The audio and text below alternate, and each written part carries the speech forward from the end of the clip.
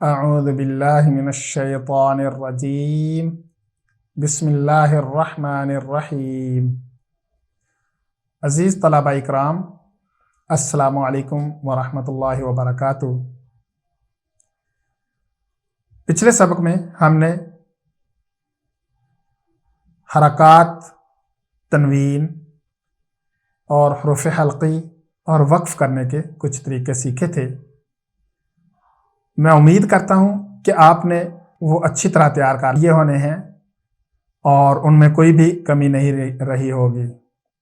कोई चीज़ मुश्किल लग रही हो, समझ ना लग रही हो, तो आप हमसे उस बारे में पूछ सकते हैं, कमेंट भी कर सकते हैं और हमसे राब्ता भी कर सकते हैं। आइए हम अगली तख्ती शुरू करते हैं और इसमें देखते हैं कि कौन कौन सी चीज़ें हैं।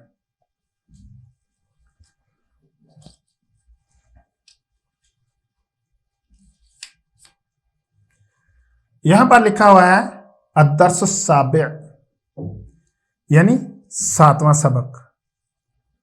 अल अलिफ़ुस्सगीरा वल याउस्सगीरा वल वावुस्सगीरा।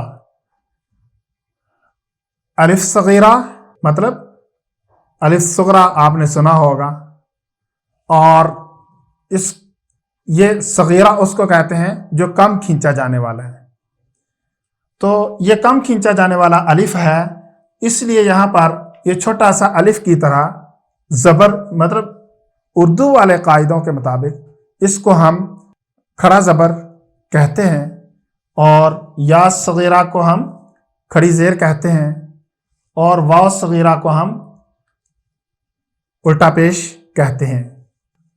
तो उस हिसाब से खड़ा ज़बर, खड़ी ज़ेर और उल्टा पेश आज हम सीखेंगे। इसको हम पढ़ते हैं।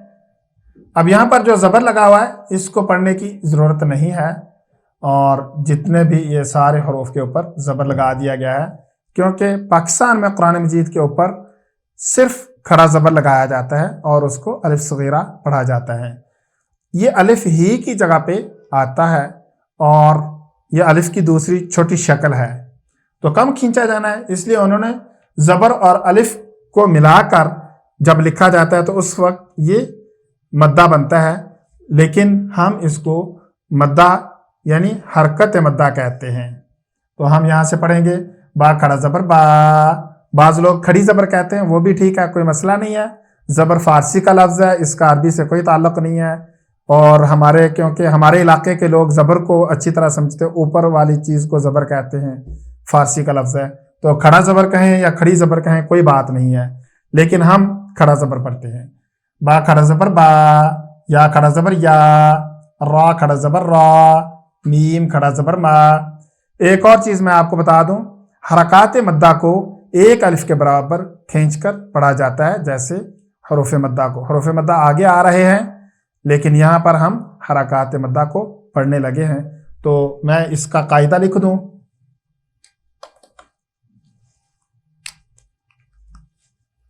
हम आमतौर पे बच्चों को इस तरह से पढ़ाते हैं।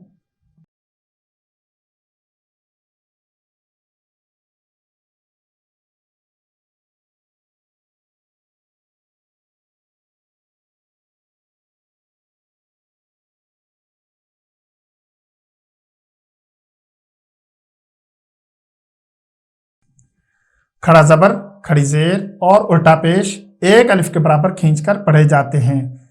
यानी ये जो अलिफ सगीरा, वाव सगीरा, या सगीरा को एक अलिफ के बराबर खींचकर पढ़ा जाता है। और जैसे गुन्ने की मिकदार मालूम करने का तरीका था, यानी एक अलिफ की मिकदार गुन्ने में मालूम करने का तरीका मैं पहले बता चुका हूँ। अगर आपको वो नहीं पता है या आपने पहले नहीं सुना, तो फिर आप तनवीन वाली तख्ती को एक दफ़ा सुन लीजिए, उसकी वीडियो देखिए, ताकि आपको ये पता चल जाए कि गुन्ने की मिकदार एक अलिफ के बराबर होती है और एक अलिफ की मिकदार मालूम करने का तरीका क्या है।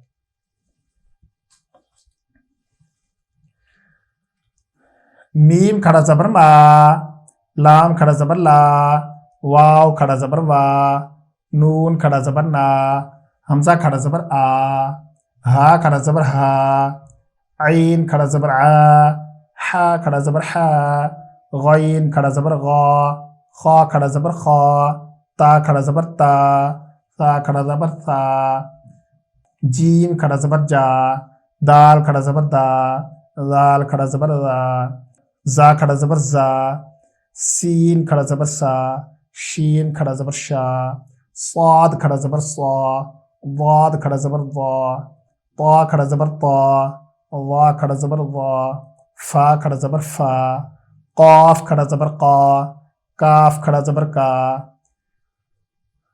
حمزہ کھڑی زیر ای، ہا کھڑی زیر ہی، یہاں پہ یا کا نشان بنا ہوا ہے لیکن ہم کھڑی زیر ہی اس کو پڑھیں گے۔ واو الٹا پیش وو، ہا الٹا پیش ہو، حمزہ الٹا پیش او۔ یہ حرکات کی تختی ہے، یہ مکمل ہوئی۔ اس میں جو چیزیں میں نے بتائی ہیں اس کی اچھی طرح مشق کیجیے اور اگلے سبق تک کے لیے مجھے اجازت دیجیے۔ السلام علیکم ورحمۃ اللہ وبرکاتہ۔